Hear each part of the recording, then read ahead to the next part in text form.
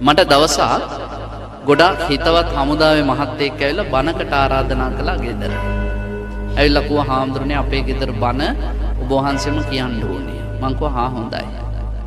හාමුදුරනේ පහුවෙන්දට දානෙටත් වඩින්න පුළුවන්ද? මං කිව්වා මහත්තයෝ ඉස්කෝලේනේ මට බෑ මං දාන වලට වැඩිය වඩින්න කැමති නෑ. ඒ නිසා මං බණට වඩින්නම් කියලා. නෑ ඔබ වහන්සේ දානෙටත් එන්න මං වෙනුවෙන් කියලා. මං කිව්වා ඇයි කියලා. නෑ ඔබ වහන්සේ බණට ඇවිල්ලා ඔබ වහන්සේට කැමති එකක් ගැන මාතෘකා කරගෙන බණ කියන්න. මොකද අපේ නෑයොත් එනවා, අසල්වැසියොත් එනවා, හමුදාවේ අයත් එනවා. එදාට ඔබ වහන්සේට කැමති එකක් කියන්න. දානෙට ඇවිල්ලා ඔබ වහන්සේ මට ඕන බණ ටික කියන්න. මං අහුව මොකක්ද ඔයාට ඕන? හාමුදුරනේ අපේ අම්මා පට්ට ලෝභයි කිව්වා. ඔන්න පුතාගේ වචන. අපේ අම්මා මැරිලා ඒ කාන්තේම මල පෙරේතයක් වෙනවා. ඒක ෂුවර්. මට ඒක නැති කරගන්න පුළුවන් නම් අපේ අම්මගේ ලෝභකම නැති වෙන්න බණ ටිකක් කියන්න කිව්වා. මම ඒ පාර කිව්වා මහත්තයෝ ඔය දන්ශාලාවේ මට අවස්ථාව ලැබෙයිද දන්නෙත් නෑ. අනිත් එක මට කාටවත් රිද්දන්නත් බෑ. මට නම් බෑ කියලා. ඊට පස්සේ කොහොනේ හාමුදුරනේ මට අනුකම්පා කරන්න කියලා. මම ඒ පාර හා කියලා කිව්වා. බණට ගියා පින්වත්නි විශාල පිරිසක් බණ අහන්න හිටියා. මේ අම්මත් හිටියා. මට ඉතින් වෙනසක් පේන්නෙම නෑ. මේ අම්මා හරි කරුණාවන්තයි. hina වෙනවා. හොඳයි. මම බණ ටික කියලා පන්සලට වැඩියා. පහුවෙන්ද දානෙටත් ගියා. දාන වෙලාවේ පින්වත්නි හාමුදුරුවෝ ටික දානෙ වළඳනවා. මමත් තුන්වෙනියා හෝ හතරවෙනියා හිටියේ. වළඳ දෙද්දි මට වතුර ටිකක් ඕනේ වුණා. දානෙ ටිකක් හිර වුණා. මම ඒ පාර වටපිට බලද්දි මේ අම්මම තමයි ළඟ හිටියේ. එයාගේ වෙලාවද මගේ වෙලාවද මන් දන්නේ නැහැ. මං කිව්වා අම්මේ මට වතුර කෝප්පයක් ගෙනත් දෙන්න කියලා. අම්මා ගියාමයි වතුරත් නැත අම්මත් නැත. දානේ වළඳලා අපි අතුරුපසත් වළඳලා පළතුරුත් වළඳලා ඔක්කොම කළා පිරිකර පූජා කරන්න ඕන මෙන්න තියෙද්දි මේ අම්මා කෝප්පේ අරන් ඇල්ලපු හාමුදුරනේ පැන් කෝප්පේ. මං අහුව කොහෙද අනේ වතුර ගේන්න ඔය අඹතලයට ගියාද? ජලපිරිපහදුවටම ගියාද කියලා විහිළුවට ඇහුවා. ඒ පාරක නෑ මේ කෝප්පයක් හොයන්න ගියා කියලා. මං කිව්වා මේ කැබිනට් එකේ මෙච්චර විතර සාලේ තිබ්බ ලොකු කැබිනට් එකක්. මේ කැබිනට් එකේ මෙච්චර වීදුරු බඩු තියේදී කෝප්පයක් හොයන්න කොහෙද ගියේ? ඒ පාර මෙයා මගේ කනටම ලං කළා කියනවා අපේ මහත්තයා ඩුබායි ගිහින් එද්දි ගෙනාපු බඩු වගේක් මේ. දැන් අවුරුදු 25කටත් වැඩි මම S2 වගේ පරිස්සම් කරන වතුර ටිකක්වත් බොන්නේ නැහැ.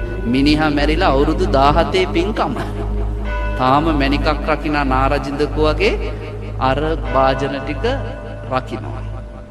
දැන් මට තේරුණා පුතා කියපු කතාව ඇත්ත කියලා. හිතන්නකෝ දහාමුදුරන්ට එහෙමනම් ගෙදර මිනිසුන්ට කොහොම ඇද්ද? කොහොම හරි කැරකිලා දම්පලේ හිටපු නායක හඳුරුකෝ එහෙනම් පඬිත හඳුරුම බණ ටික කියලා ඉවර කරන්න කියලා. වැරදි මනුස්සයට මම හම්බ වෙන්නේ. ඒ පාර මං ඉතින් බණ ටික කියන්න පටන් ගත්තා. අර අම්මට මං කිව්වා අම්මා ලස්සන පින්කමක් කරා. සුගතිය ඉපදේ. ආවස වර්ණ සැප බල ප්‍රඥා ලැබෙයි. මනුෂ්‍ය ජීවිතයක් ලැබුණත් විසාක සුමනා සුජාතා බන්දුල මල්ලිකාට වගේ සැප ලැබෙයි. දැන් අම්මා ඉන්නේ මුරුංගත්තේ උඩ. මං උඩටම නැග්ගුවානේ. එක පාරටම මං කරටිය කඩලා දැම්මා. මං කිව්වා හැබැයි මතක තියාගන්න එක පාරක් හරි මේ කැබිනට් එකෙත් උපදිනවා අම්මයි. මූණ හතරැස් වුණා. හතරැස් වෙලා මගෙන් ඇහුවා ඇයි කියලා. පවුලේ අය ටික විතරයි ඉන්නේ. මං කිව්වානේ අම්මට මං හරි ආදරේ මේ පුතත් මගේ හිතවත්. හැබැයි මට එහෙමයි කියලා බුදුබණ වෙනස් කරන්න බෑ. අවුරුදු 25ක් අම්මට අතෑර ගන්න බැරි නම් මේ ඩුබායි වලින් ගෙනාපු වීදුරු ටික අම්මට මරණ මංචකයේදීත් අතාරින්න පුළුවන් වෙයි කියලා මං හිතන්නේ නෑ. අම්මා ඉන්නේ අනතුරක. ඒ නිසා පුළුවන් නම් ඒ අනතුරෙන් ගැලවෙන්න කියලා ලෝභකම ගැන බණ ටිකක් කියලා මං ඉක්මනට වාහනේට නැගලා ආවා. කේන්තියට ගැහුවොත් පිඟානකින් හරි කියන්න බෑනේ. දැන් ඉන්නුන් එහෙමනේ උපදේශක් දෙන්න බෑනේ. මං ඉක්මනට වාහනේ මිනිස්සයටත් කිව්වා යන් කියලා ආවා. එතනින් පස්සේ මං අර හමුදාවේ මහත්තයාට කතා කළෙත් නැහැ. දවස් 5කට පස්සේ මං ඉස්කෝලේ යන්න ලෑස්ති වෙලා එළියට බහිද්දි හමුදාවේ ජීප් එකක් ඇවිල්ලා නැවැත්තුවා අර මහත්තයා.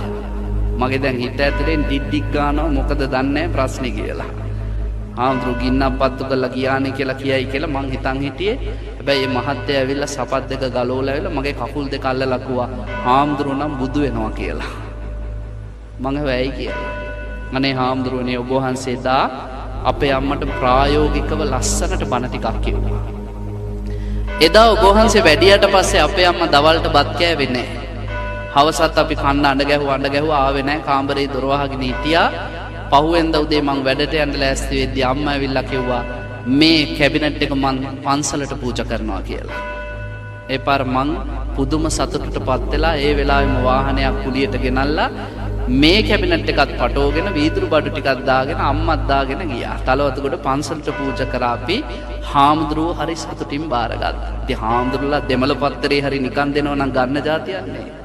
ඕන කුණු ගොඩක් ගන්න. අරව ඕල්ඩ් ෆැෂන් අවුරුදු 25කට කලින් මෝස්තර. හැබැයි හාමුදුරුවෝ ගත්තා. හැබැයි අපේ අම්මා නිදහස් වුණා.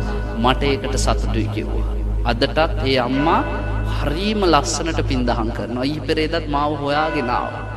හාමුදුරුවෝ මේ වත්තල ඉන්නේ කියලා ආරංචි වුණා කියලා හොයාගෙන මං අහුවා දැන් පරණ බඩු එකතු කරන්නේ නැද්ද කියලා. නෑ දැන් අස් කරනවා කිව්වා ඔක්කොම.